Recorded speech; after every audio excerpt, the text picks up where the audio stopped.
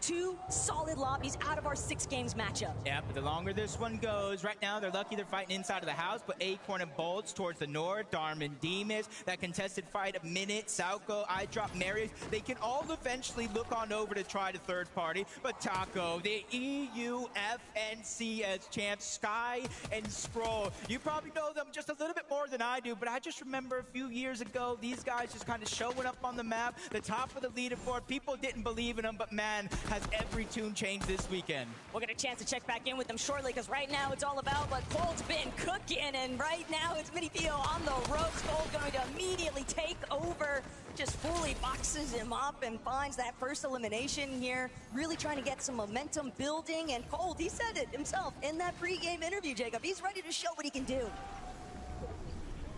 No fear at all, but wait a minute, we heard the talk. Are you gonna contest us? We figured out as the game's going on, no, but Peterbot and Poyo are slowly making their way up towards the north. We've seen this in divisional cups. They're looking for eliminations here, and they did get that mythic AR, so Peterbot is gonna be able to shred through these materials. They already got a knock and elimination onto Coyote as well, which is why you see Yuma by himself in this situation. Yeah, and poor Yuma, he's just hoping that Darkness by Singers, but Peterbot shut down! Peterbot is out of this conversation! Yuma just fully closing things out. He doesn't want to leave it up to Poyo. He's forcing Poyo to make a decision now.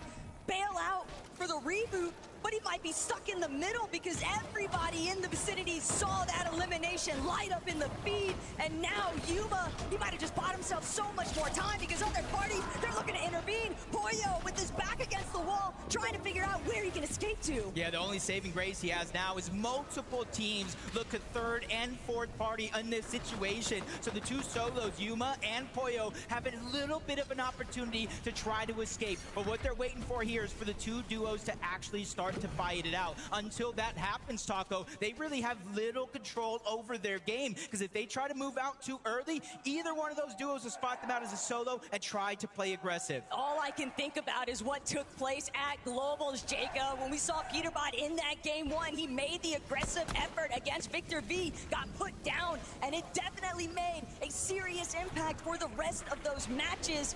Will that happen here today? Is he reliving the past moments? But only Poyo can really save him in this one. Yeah, and you got a huge shout out to Asia Yuma. That is not an easy elimination there. That's not an easy player to take down, especially when you had already lost Coyote. You're by yourself, back up against the wall. If Yuma went down, he's spending 20 or so minutes watching his screen trying to figure out what happened. But big boys make big boy plays, and Yuma is looking to stay alive. I like this, though. Definitely a bit of a 180 from some of the action taking place a little bit northwest of where Acorn and Bolts are at. But Acorn, always regarded as such a strong IGL, and I'm very excited to see what exactly has been stratting out, because every single one of these teams here today has just been anticipating some kind of bamboozlement. Nobody feels safe, nobody feels secure in their original strategies. You've got the counter strat for the counter strat for the counter strat, and now we get to see it all come to fruition. Yep. Now looking at Swizzy and Pixie. An interesting moment coming into this. Pixie, knowing he has a global champion by his side in Swizzy. When it comes to Dark Dominion, Taco, you don't see too many, when it's uncontested players, leave Dark Dominion early. They build this surge base here. Swizzy's going to be responsible for a lot of their early game damage. Meanwhile, Pixie, he's farming up extra materials, extra heals, so that way if they have to overstay their welcome in the zone, it's not a worry. Poyo, though, definitely a little bit more concerned currently. Trying to see if he can make a play for the reboot. Is anybody close enough to try and gauge some warning shots towards Peterbot? The moment that he begins to glide down, but kind of reflecting back, I think that's where Pete is really going to have to reconsider when to hit the brakes. I understand you get that isolation, you put Yuma into a position where it should realistically just be a clean wipeout, but that's just not going to be the case. Nothing here is guaranteed. All of these teams had to fight their way to this competition. Yeah, and it seems like it's not only Peterbot faced with early game trouble. You see Veno gliding down, you see the gray pistol in his inventory, so he just got rebooted as well. So not only we have one of the greats all time, but we have the current current NA FNC as champions with a few early game struggles. But at least, Taco, they got the reboots back. The only big question for them is what is it going to be when Storm Surge pops? Only time will tell. But no Riley and Reason, though. He said he's put in a lot of effort working on that Reason 1v1 map, getting in those creative sessions. Practice is everything. But now you need to put it into reality. And for right now, they don't actually have to enter an exchange with Pablo or Defco and Panzer, but the tides could change very soon. Yeah, as long as they have enough gold, they already have control over the vending machine towards Sandy Strip. So when it comes to the zone, it's not necessarily going to be a worry for the next two. Vico and Malibuca quick to rotate, though. We know they're landing over towards that Frigid Fortress, the actual main POI, so they're going to get majority of that loot. But instead of staying up there and getting early game surge on players like iDrop, Marius, Minute, Salco, the contested fight, even Noah, Riley, and Reason, they went ahead and rotated towards the south early. And you're seeing a few teams do that compared to online leading up to this. A lot of them would kind of stay in the zone, especially if they had those extra movement abilities.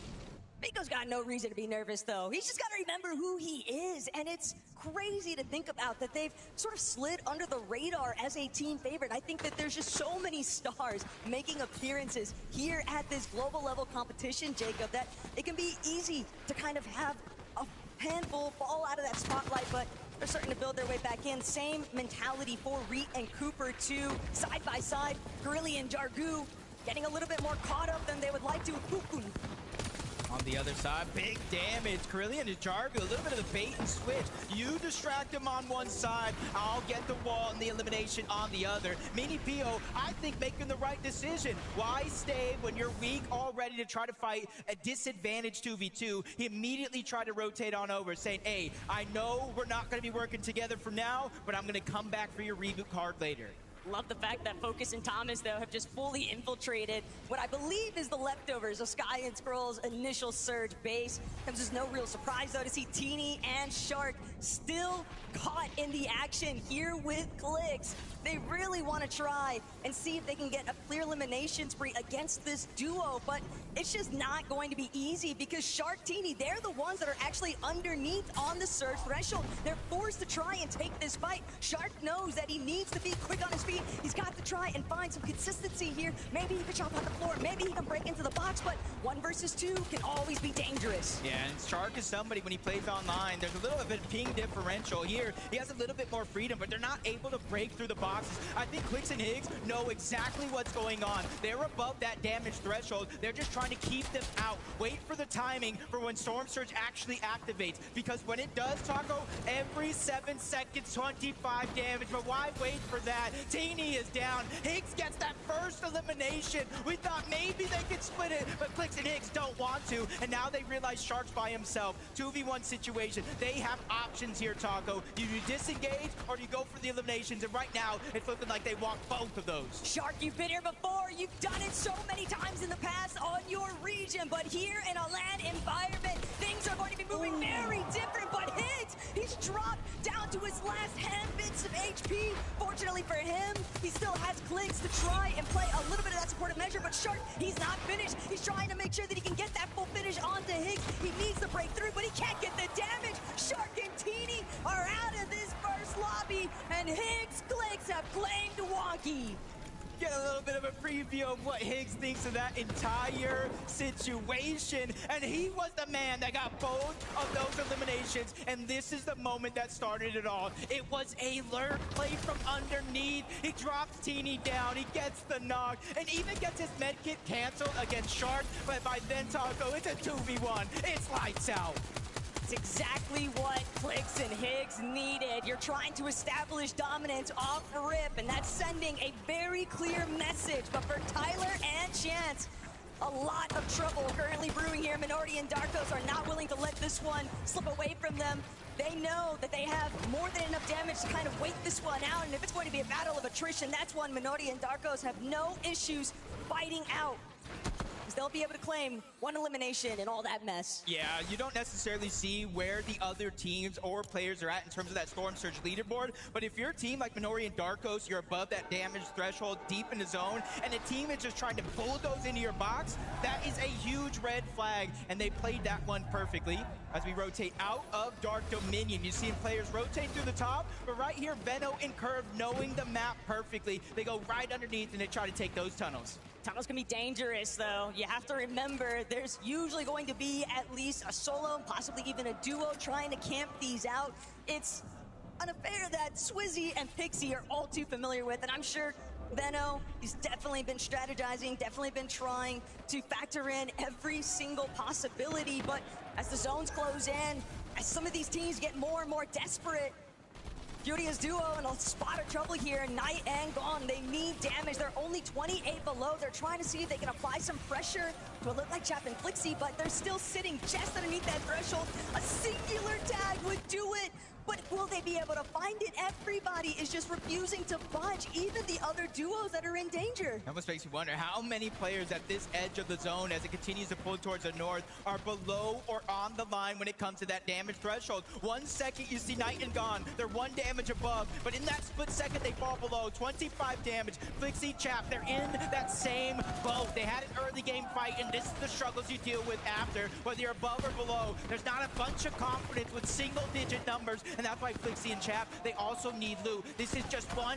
tough situation to get out of. Flixie's gonna get dropped. The onslaught just continues as Chap falls as well. Cringe is just on a rampage of his own demise here. He's got Twy coming in behind him, but now Sky looks to be a solo overhead. He's got Night and Gone, but Mad and Cold, they got to deal with Peterbot, who's now the solo. The reboot has been a success up until this stage, Jacob. Now Pete, from 6 zone onwards, has to try and fare as a solo. And with so many other teams already looking at him, will he even get a chance to touch down? Just barely, but even then, only 2 overdrive grenades, a sliver of materials. He's running through his build so rapidly, he doesn't have a chance to breathe. Yeah, basically needs a full elimination here worth of damage. No extra heals, and you can see his material count so low. But oh my God, he takes down Scroll. That is a second chance at life that does not last long. Peterbot and Poyo go down outside of placement. That was exactly what Venno and Curve were waiting on. Venno loves to make that approach a little bit after the fact, especially since they had that tunnel position control, and now getting to excellently take out some of those teams that were a little bit more scuffed in that backside of zone. And they're still looking to see what else they can get away with here. Gonna pick up that leftover Chug, decent amount of builds to work with too, but Reason, O'Reilly, looking to try and get a little bit more of that high ground basing, slight cliff base.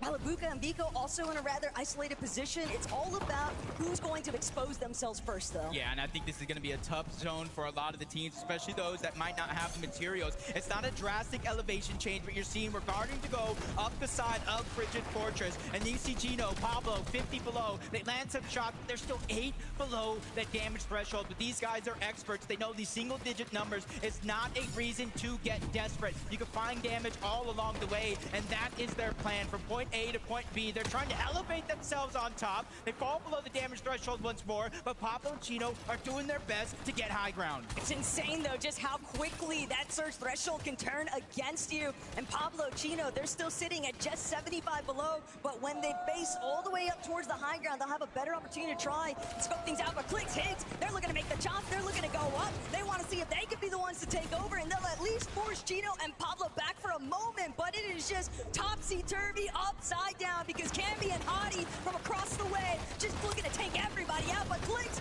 he's still got the ball rolling here. Chino has fallen. Higgs credited with the elimination, but Pablo, as a solo, what can he do from here? Yeah, some people would say 7th zone, 8th zone might be too early to take that high ground, but Clicks and Higgs, that's something that's been their game plan since the NA Central FNCS. Bahari, Cammy, they did all that damage. They disrupted everything, but it's them on top of the castle. They already have 2 elims, and when you look at their loadout, from the slap pizza to the medkits, they have 2 different win conditions. They've got all sorts of tools at their disposal, but whether or not teams are going to look to challenge here, Clicks and Higgs, they'll opt for frontside low ground instead. They know that they have to forfeit the high ground temporarily, but Cammy, Hadi, they got to reestablish Malibuca and lost Vico along the way, though, and just underneath them, Ritual Agers, they won't get a chance to take shots. Malibuca boxing up, but only hard match left, and they are going to be spent at a cost here. Cold and Rapid seemingly pinpointed this solo operation. Oh, and Malibuca's daring. He tries to go ahead and get aggressive on the Cold and Rapid. Saw that one coming, immediately answered defensively, and now they're peeking over the top. Do we have high ground? Is it worth it to invest? I think it is yes, or at least for now, but you got to be careful. Agers, Ritual, they're in the rings waiting to try to, for a moment like that, to strike onto high ground. Clicks and Higgs, they lost it because of the builds. They had no more. They were forced down below, and look at the spot they're in now. They just spent so much material when they were challenging Chino and Pablo, not realizing the kind of disaster that Cammy and Hadi were actually causing against them. And Higgs, Clicks, they've now been eliminated from the lobby. Hadi, Cammy, though, can they make this shift in elevation? They're forced to continue dropping, but there's already teams at the bottom of the hill, and Pablo is going to be the next to fall. That's another solo player out, so that's placement points going in. Agers is knocked. Ritual realized that can't be the hero. He's just trying to stay in the zone long enough to try to get the materials, but I don't think he had the chance. Fox is going to get that elimination. Noah Riley trying to do the same thing. The last of the heals, though, as the Chug runs out, but they're still running outside of zone. That elimination onto Ritual that he just got is going to give him the siphon so he can make his way back into the zone with Reed and Cooper. But Cooper, Reed, they've got a little bit of advantage here now. They know that this is only Noah Riley. They're going to take him out, no problem. Cooper with 3. Reed has 2 as well. Rapid and Cold, though, still in full control of the high ground. And with the way that the zone has pulled Jacob over this shifting elevation, it has posed so many issues for these teams down below. Cold and Rapid also continuing to apply so much steady pressure. They've got the flow Remus grenades if they need them. And Acorn, unfortunately, he's got to do it all his own. Yeah, and at this stage of the game, top 8, you got 5 players running around as solos. At least half of the placement points have been awarded. So this is the stage in the game where you really become a difference maker. Azarm picks up that elimination on a Minori. Pixie using the last of his heals. He's just trying to scrape together any extra placements. Maybe a free shot from the backside of the box. Hero, he tries to get it, but Pixie gets sent right back to the lobby. He truly might be the hero. And Hero feeling good after that one. 7 eliminations in total is a solid start here in game 1, but Reed, Cooper, they want more than that. They want to see if they can win this one outright. Front side, fully in their control. Looking back, but Reed's gone down. Cooper was targeting ahead, and Reed wasn't able to withstand the pressure. Yepko, Panzer, they're going to be the ones taking over. They hopped in the box and took them down with ease. We know Cold and Rapid all around high ground. Yapko, Panzer, they're on below. Hero is still in the backside of the zone. He's disrupting everything until he eventually falls. Yapko and Panzer, they do get the elimination. They make a desperate attempt to go outside of the zone and pick up the materials. But Rapid and Cold, they see how weak they are. They're dropping down from above. They're trying to keep the win condition intact, but he gets sent flying up. Rapid blocks it with a ram. Cold gets the down. 2v1 situation here. Panzer, Cold, they trade shots, but Cold will not go down without a fight. They win game 1 with ease. Cold and Rapid just had the ultimate cutoff there. They knew exactly what needed to be done, and they took every single step possible to take over. Guys, that was an absolute masterclass in the high ground. Stand up so Dusseldorf can see you. Cold, how did you know that the time was right to take height? I mean, that's all Rapid, you know, this is what he does, you know, he's the best IGL in the world, and he showed it right there. So all you needed to do was listen. So Rapid, how did you make that call? Makla descent height. That might have been the easiest lobby ever. Do you think that people just were not wanting to challenge on height anymore? Because you had it for like 3 zones, unchallenged. I mean, yeah, nothing they could do.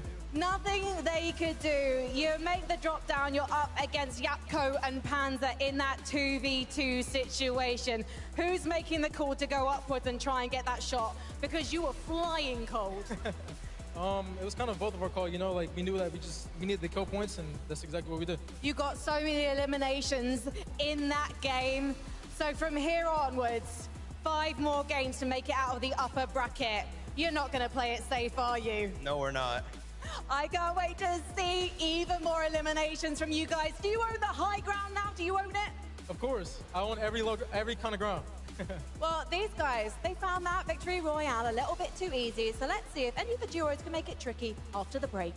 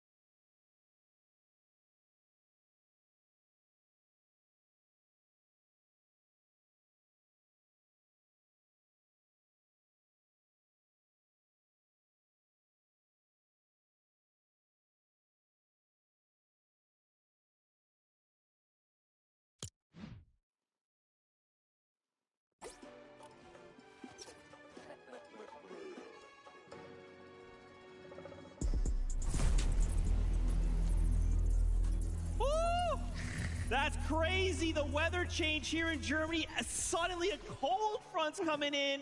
That's right. It happened. I cannot believe this just happened.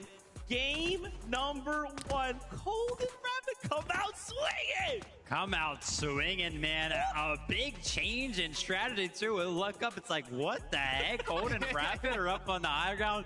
For anybody that doesn't typically watch NA, man, usually you can find these guys mid-ground, low-ground, kind of feeling comfortable down there, but you heard them after that game. They were like, yeah, man, kind of just sent it. Yeah, and he said it was free too, which is the most interesting part. I mean, if we looked before that, there were so many height retakes. They just took it at that perfect moment, and I mean, it was just playing it by the book after that. But not only did they secure a nice clean win, look at the amount of eliminations that Cold is just picking up back to back to back. These AR shots do not miss.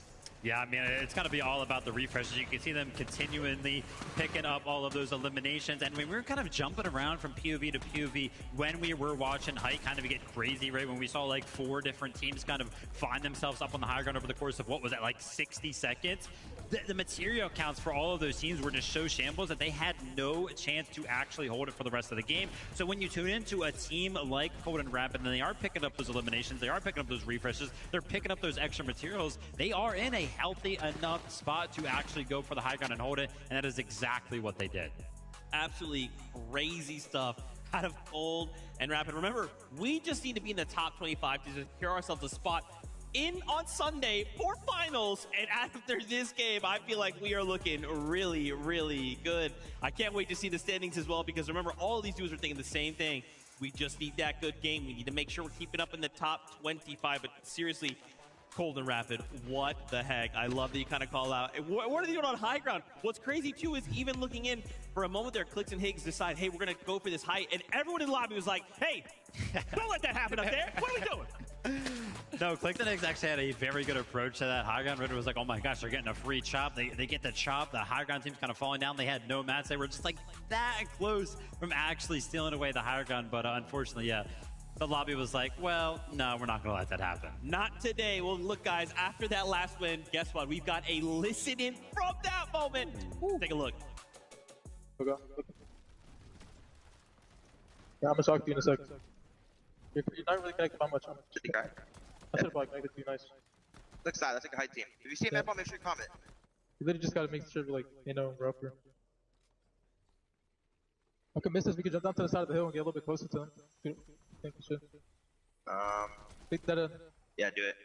Yeah, I'm missing this, I'm gonna go down. Top you don't have, you can stay up if you want, you can stay up. I like that. Yeah. 51. Yeah, I'm gonna try. Nice. Hey, let's fucking go, baby, come on, let's go. Calm, cold, collected is how this duo was feeling. And I mean, look, they were excited, but it looked like it was just another day in the battle bus. I mean, it just looked like a normal day for this duo. The confidence is there. We heard it in the pre-game interview, and now closing it out. Look, there is one thing I do want to bring up here. It's not my EU bias, I promise. Not my EU bias, but all the top 3 teams that were in that final zone land at the northeast side of the map. We had a northeast zone. Put that out there. All right, let's take a look at the standings real fast. We got to take a look at how everything else is shaping up for the rest of the lobby. Already, look at the points are crazy, but want to highlight here for you, second place, Yapko and Panzer. Showing up in this 2v2 NA versus you, I'm sorry, being unbiased. This was crazy, right? We even saw some shots out of Yapko and Panzer taking down Rate and Cooper, just crazy. I mean, shout out to the 3 duos here, right? You had Cold and Rapid, obviously, full chilling up on the higher ground. And then you had Yapko and Panzer, one of the only 3 duos left. And the other duo that was kind of alive in the mix once we got into the top 10 was Rate and Cooper. But as soon as Yapko and Panzer kind of had an opportunity to take it to Rate and Cooper on the low ground, I'm not gonna lie, it happened so fast. Panzer and Yapko just hit some clean shots. Watch this kind of phase in right here.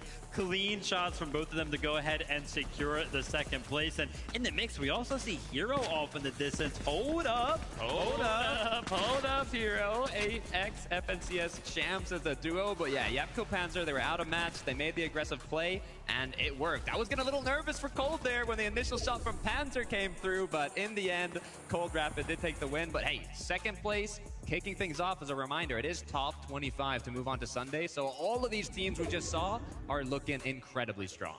That's right, man. Every single interaction is going to matter, right? We only have 6 games to end in the top 25. And as you kind of called out, we saw Hero from Middle East in that moment, top 3 as a solo, mind you. In the chaoticness that is this crazily stacked lobby, Hero shows up big and clutches.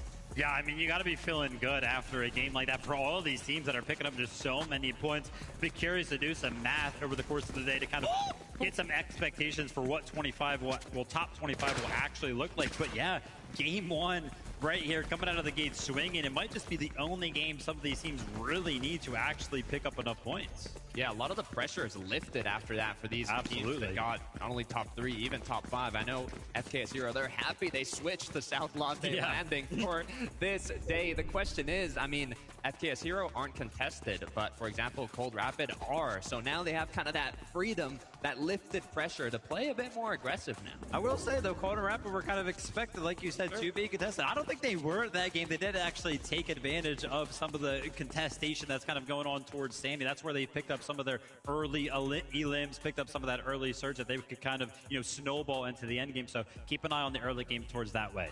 And I do just have to wonder, obviously this being the first game in this environment for many of these teams, maybe it's their first time. There's a lot of jitters, right? When you kind of get put in this situation, you're not at home in the comfort of your home, the comfort of your setup. You don't have your shoes kicked off. You don't have your desk a certain way, right? Your monitors. This is a completely different environment. So, this being game number 1, I'm just going to chalk this up to like, hey, let's get game number 1 out of the way. Now we can kick things off crazily, right? Look, a big team that I'm looking at in terms of the pressure, the nerves perhaps, it's Sharkantini. They were contested at Wonky Land by Clicks and Higgs, and this is a team that they have what it takes. They've proven that they have what it takes, but I'm sensing a bit of that pressure. I'm sensing a bit of those LAN nerves. Now, the good news for Sharkantini is that they have all, upper bracket to play out, get top 25, and then if they make it through, they have a whole other 8 matches on Sunday to truly show what they're capable of. Yeah, I mean, one of the big talking points over towards Wonky Lane was confidence levels. I mean, Clicks and Higgs, for whatever reason, played this long game, kind of talking about, hey, we're not even going to be landing Wonky.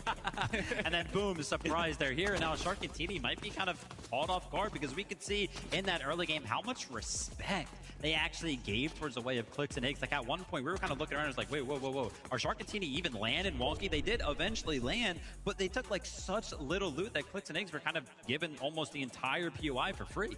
It's crazy, too, how long I felt like that fight went on, right? Like, when we saw these practice games. Don't want to, dig too much into those, but we saw this go a certain way, and to see, like, this super long, we're in the zone, and even in that situation where Shark was by himself, it's like, oh man, let's close it up. Shark's like, oh, hey, Higgs, go down to 3 HP, hold on a minute. I was like, wait, hold on, is he about to come back? Is he about to clap back? It's funny, when we were watching that, I remember Zeke was telling me, he's like, so God, I think they're taking a little too long, like this fight has staggered out too long. I'm like, it's staggered out too long 10 minutes ago, right? Like, they've been here way too long. This is not finishing, so the pressure, it might be on both ends, but Clicks Higgs are definitely looking more confident for now. Obviously, one of the big talking points coming into this weekend was the NA on NA action. One of those instances, of course, was Cooper and Reet versus Aiders and Ritual. They did not fight in the early game, but we actually see both of those teams find themselves in the top 10, right? Cooper and Reet in 4th place right there. Aiders and Ritual in 7th place. So, honestly, I feel like both teams potentially kind of feeling comfortable splitting that split shop up towards the north side of the map. I know Reet and Cooper were kind of talking about it. Hey, if the day's going bad for either one of us, I'm expecting the fight to be taken by maybe somebody, but I don't really expect it to happen, right? I mean, I don't know. Time will tell. What I'm seeing is a lot of NA teams on that top 10, top 5 on the leaderboard, so I'm curious to see if that trend's going to continue, or we might see things mix up a little bit as the day goes on.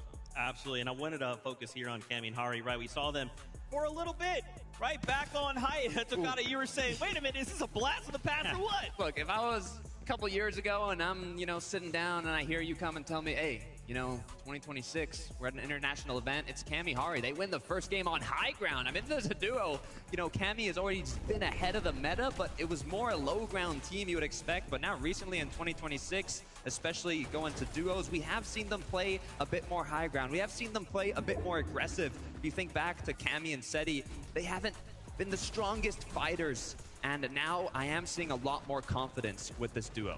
Yeah, you're talking about kind of controlling the high ground, but any single time we see one of our duos kind of take high ground around 8th zone, anytime we kind of tune into a POV, immediately turn your eyes to their material account, which is exactly what I did right here when it was the case of Cammy and Hara, because yeah, they had high ground. They had 30 builds to work with. Like, you're in 8th zone, you got so much more Fortnite to play after that. There's no way you can kind of continue throughout the rest of the end game with that material count. You're going to have to make something happen, which is why I'm always a big fan of judging any of those type of plays where the early high ground takes kind of happen. Yeah, I mean, when you take height with that low map, it's kind of an all or nothing. You got to get it.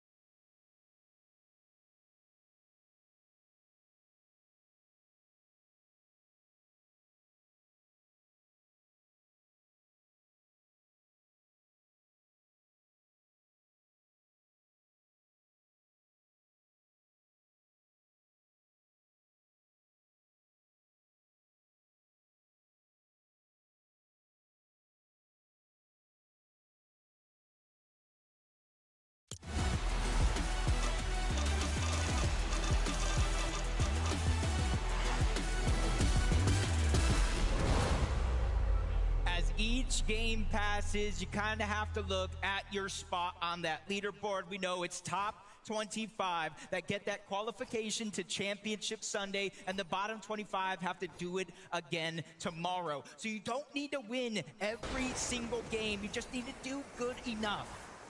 And for Muzz Sphinx, all they really want to win right now is the off-spawn contention. Nebs, Nathan, though, a little bit faster to the punch, but not going to be able to connect the shots. No lineup. Muzz skirting off into the building.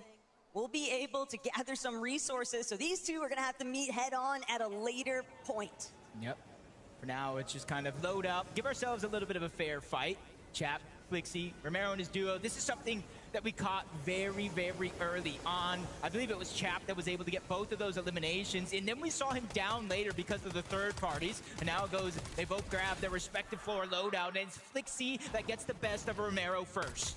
Some tough breaking point right now for the Argentinians. Lewa going to be left to try and pick up the pieces here, but for Chap, he's now going to look to just prioritize keeping a little bit of a lockdown position here. They don't want to let Lewa escape. They would obviously love to have some more elimination points if possible, and not only that, but you got to keep your head on a swivel in these lobbies. You can never stop anticipating a third party intervening. Yeah, just all these contested fights all over the map. I saw some action going down in the feed as well for Latte. That's not too far away from here. The Yapko, Panzer, Jonas, Fellows, they're the ones across from each other. And another one of those contested fights where, yes, they can go ahead and play aggressive towards one another, but in the early portions of this, they will at least want to give themselves a loadout so they're not playing mostly on luck. But I'd argue that this is a much worse position currently for Jonas and Falos, because you have to remember, Yapko Panzer, they've already had one solid lobby, and in a 6-game format for top 25, most of the heavy lifting has been completed. So now Falos and Jonas, they're going to be stuck having to try and escape, stay out of Panzer and Yapko's line of sight. But Shartini, they're looking to get more aggressive right from the start. They have gotten their revenge here in this second lobby. I wish Zeke would have asked them what they need to do different, because it feels like they did exactly that. In game one, we saw them fly high. They didn't go to the closest drop marker down below, and that made it late to take over Wonky Land. This time around, it looks like they got aggressive. They went ahead and pushed the fight over to Clicks and Higgs. The first down is there. Clicks in a 2v1. You can see him trying to make a play, but Taco, by then, it's too little, too late. Shark and Teeny get their get back. Look, I understand that Teeny is definitely very strong when it comes to those lurk play opportunities, but sometimes you just got to let Shark's natural instincts take over. That up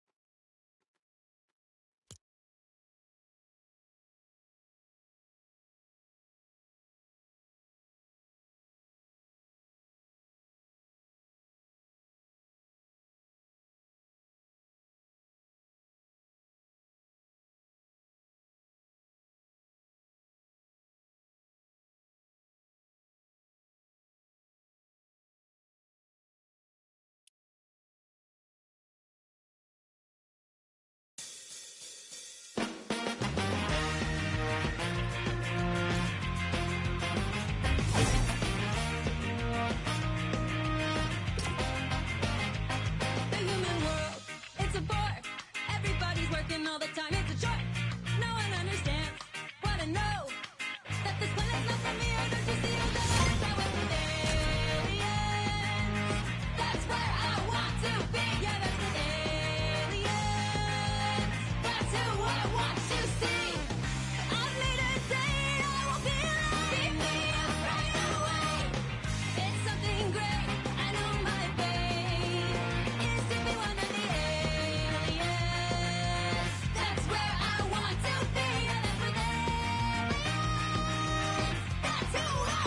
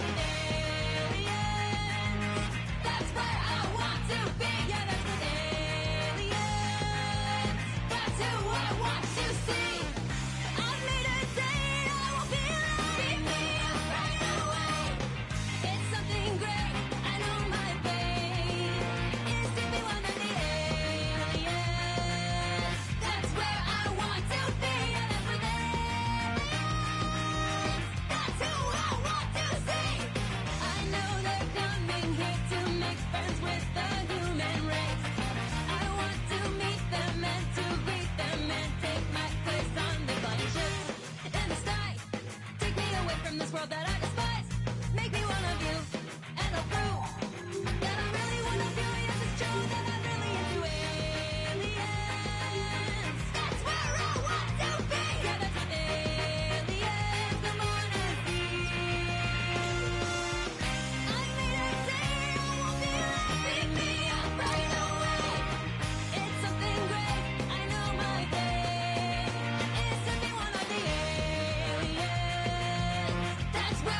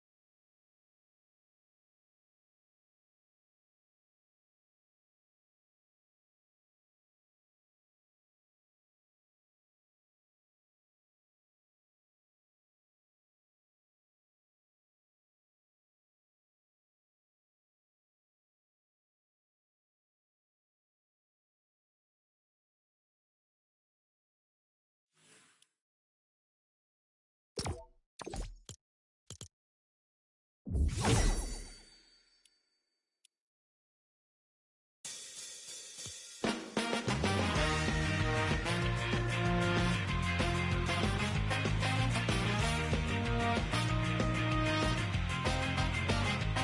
human world, it's a bore.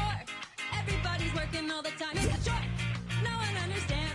Wanna know that this planet's not for me. Or don't you see how that I wish I was with aliens? That's where I want to be. Yeah, that's with aliens. That's who I want to see. On later date, I will be like, beat me up right away. It's something great. I know my fate is to be one of the aliens. That's where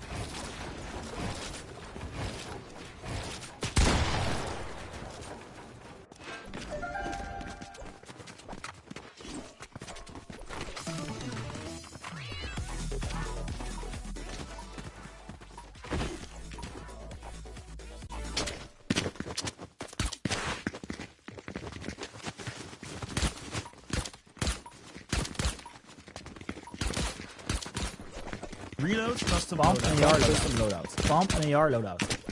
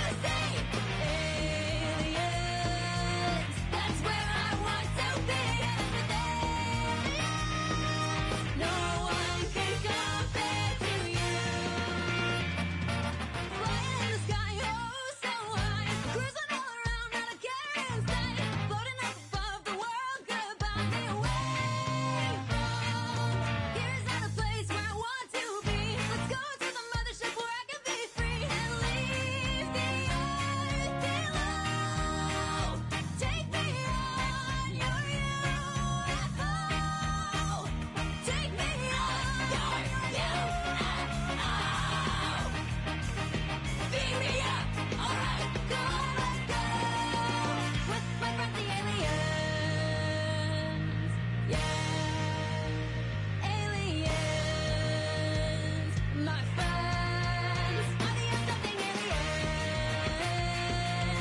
That's where I want to be, and that's where aliens. That's who I want to see. Aliens, pick me up right away. I know they're coming here to make friends with the human race. I want to meet them and to greet them and to join them on the flying ships. On the flying